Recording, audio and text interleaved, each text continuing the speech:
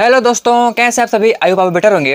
तो फिर से एक नए डे के साथ एक नए टॉपिक एक नई एनर्जी के साथ फिर से पढ़ने तैयार हैं। आज टॉपिक कवर करेंगे वह विजयनगर का प्रशासन व्यवस्था और एंगर। ठीक है, एंगर व्यवस्था जो थी उसके बारे में लोग पढ़ेंगे। इससे पीछे हम लोग वीडियो में पढ़े थे, इस पिछला वीडियो था उसमें पढ़े थे कि विजयनगर जो है विनाश की घड़ी जब बढ़ा, जब वो विनाश से होने जा रहा था, एक युद्ध के कारण हुआ था। उस युद्ध के बारे में हम अच्छा से डीपली से कवर कर लिए। उसके बाद क्या चीज़ें हुआ, कौन किसको, मतलब उसके बाद राजधानी वगैरह बदल गया था, तो पिछला वीडियो का टॉपिक था, तो उसमें मैं सारा कुछ बता चुका हूँ। तो आप पिछला वीडियो देख के आना यहाँ पे, तो ज़्यादा चीज़ समझ में आएगी। तो पिछला वीडियो जो है विजयनगर की विनाश पे है। ठीक है, ध्यान रखना चीज़ को। तो चलते हैं, आज देखते हैं क्या है।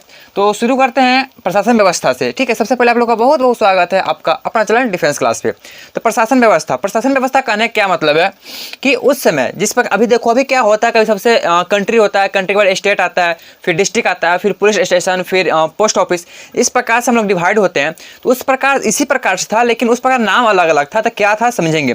जिस प्रकार से हम लोग मंडल बोलते हैं, तो मंडल को उस समय प्रांत बोला जाता था। क्या बोला जाता था? प्रांत। इस एक पिछले वीडियो में और मैं बताया हूँ, अच्छा डिप्ली में कवर किया है, शायद वो में थी दिल्ली सल्तनत में कुछ और नाम दिया जाता था। तो दिल्ली सल्तनत में मैं बता चुका हूँ कि उस समय जो है जिस प्रकार से बड़े से छोटे यूनिट बदल रहे थे, मतलब जिला से थाना, थाना से पंचायत, इस प्रकार से जब बदल रहे थे तो उसको कहते क्या थे? तो वो जो था वो था दिल्ली सल्तनत का। आवाज हम लोग पढ़ रहे हैं विजयनगर का, ध्यान रखिए चीज को। तो वो था उत्तर भारत में, अभी है दक्षिण भारत में।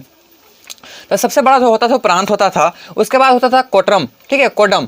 ठीक है, कोडम या फिर वलनाडु बोल सकते हैं उसको, जो कि आपका जिला होता था। जिस प्रकार से हम जिला बोलते हैं उस प्रकार से उसमें वलनाडु बोलते थे।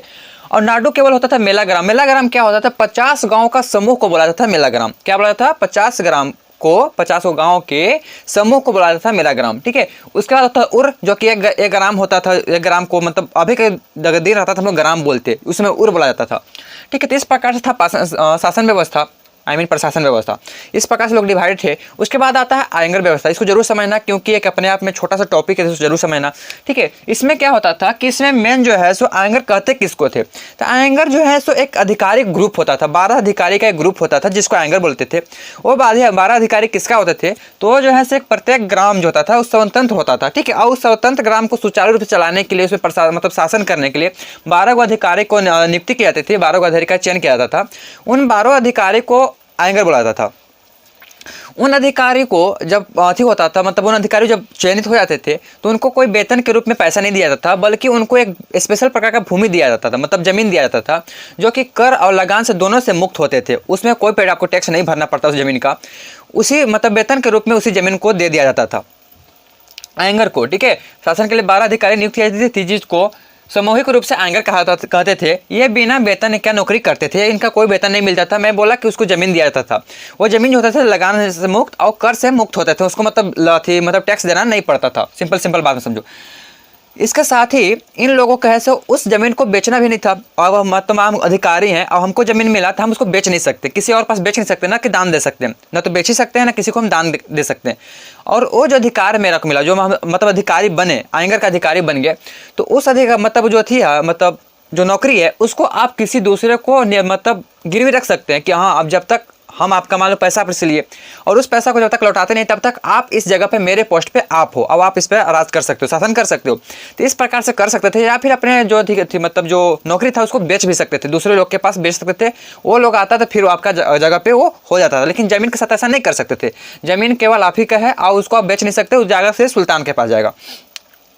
ठीक है, बेच नहीं सकते थे। गांव का कोई भी संपत्ति, अच्छा ये जो अधिकारी होते थे आयंगर अधिकारी, ये विशेष भूमिका कहाँ निभाते थे कि गांव के कोई भी संपत्ति को आपको छोटा छोटा चीज बेचना हो तो बिना इसके अनुमति, बिना आयंगर की अनुमति बिना आप उसको नहीं बेच सकते थे। ठीक है, तो इस प्रकार से आयंगर जो काम किया करते थे।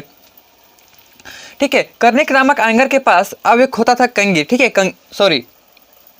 कर्णिक। ठीक है, कर्णिक जो होता था वो एक मतलब एक समूह का नाम है, एक आंगर का नाम है। मैं बोला कि 12 अधिकारी का एक आंगर होता था, तो उसी प्रकार से कर्णिक है से एक आंगर है।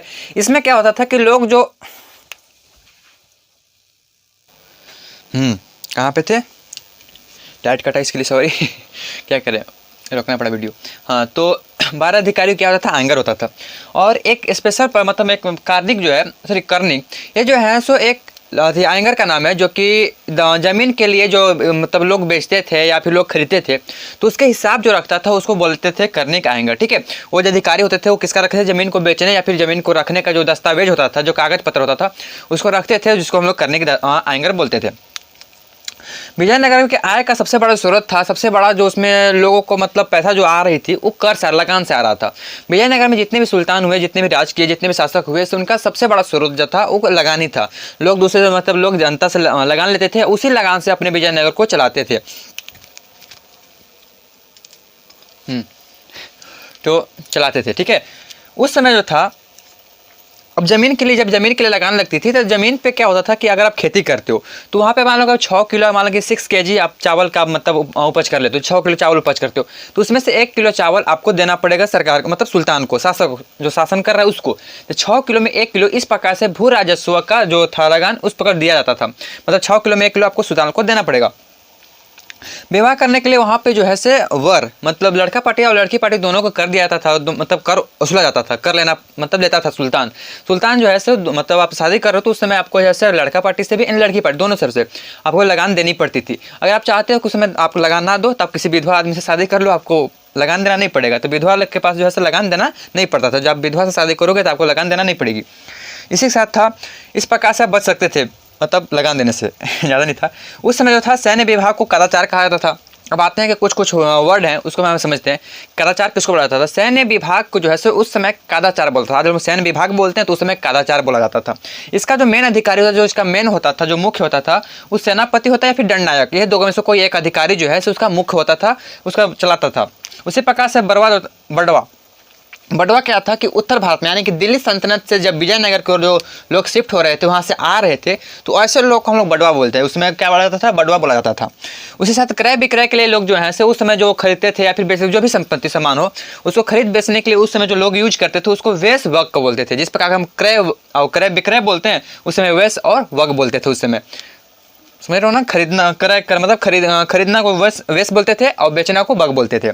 मंदिर के लिए जो मंदिर का जो रख रखाव करती थी स्त्री जाति का, वो उनको देवदासी बुलाया जाता था, जो कभी हम उसी बोलते हैं। तो उस समय जो है सो देवदासी बुलाया जाता था, जो मंदिर का रख रखाव पूजा पाठ करती थी उसको जो है सो वेतन के रूप में थोड़ा बहुत वेतन दिया जाता था, पैसे के रूप में, या फिर उसको भी जमीन दिया जाता था। दोनों में से कोई एक चीज़ दिया जाता था।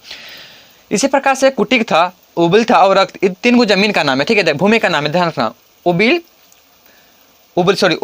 रक्त कोडने और कुटकी।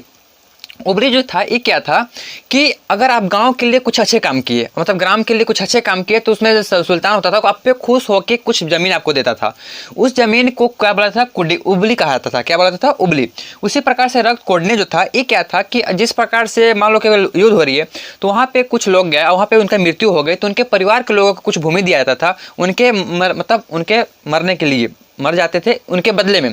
तो ऐसे भूमि को बोला जाता था रक्त कोडने। कुटिक क्या होता था? कुटिक जो है जैसे बड़े बड़े मंदिर होते थे या फिर बड़े बड़े जो भूस्वामी होते थे, मतलब जिसके पास बहुत ज़्यादा ज़मीन था, वो खुद खेती ना करके किसान को देते थे, मतलब दूसरे आदमी को दे देते थे। तो उस ज़मीन पे जिसमें वो किसान काम करता था दूसरे की ज़मीन पे, उस ज़मीन को बुलाया जाता था कुटगी, ठीक है। उसी प्रकार से फिर कल्याण मंडप था। इस मंडप अभी विजयनगर में है। इस मंडप के हिसाब से लोग बोल रहे हैं कि उस समय मंदिर बनाने के प्रचलन थे, वो लोग उस समय मंदिर भी बनाते थे।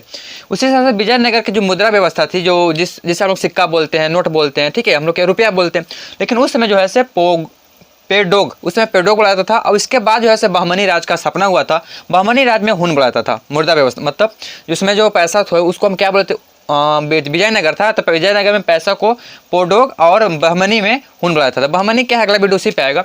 तो मिलते हैं बहमनी के वीडियो के साथ, तब तक आप लोग पढ़ाई करते रहें। All the very best, thanks for watching this video.